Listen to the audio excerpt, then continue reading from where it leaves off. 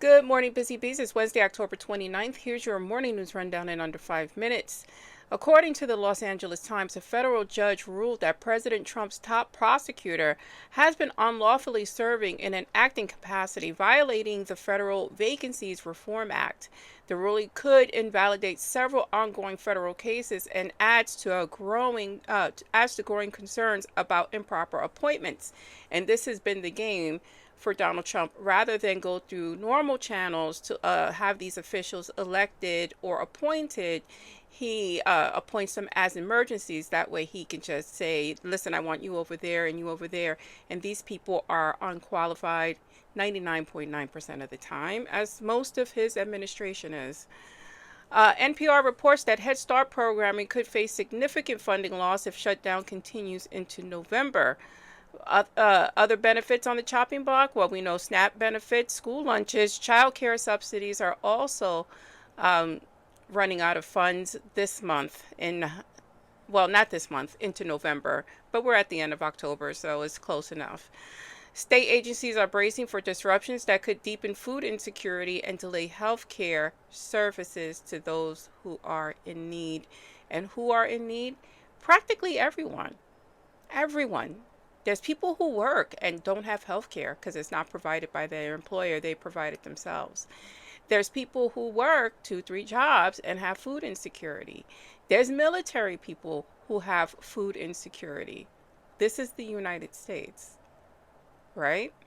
We can send money for wars and to bail out Argentina and to build $300 million throne rooms, masking as ballrooms, refurbishing bunkers, and getting a $230 million payout. Don't forget that. The president's about to pay himself $230 million in pain and suffering.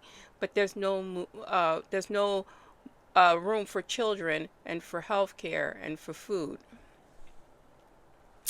5 Senate Republicans broke ranks to back Democratic efforts to block Trump's new tariffs on Brazilian imports. Lawmakers warn that the tariffs will drive up prices for food and raw materials.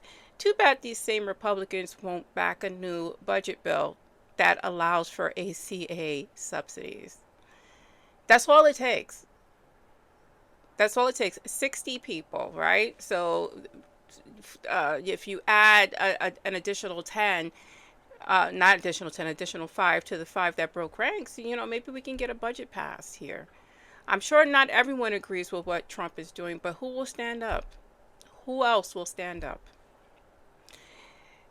An NPR report confirms a federal judge has indefinitely halted Trump's planned layoffs of federal employees, citing constitutional concerns.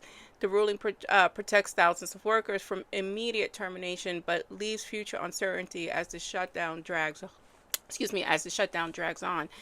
Donald Trump is going to appeal this. Again, he appeals everything all the way to the Supreme Court, who he has in his back pocket. So, yeah.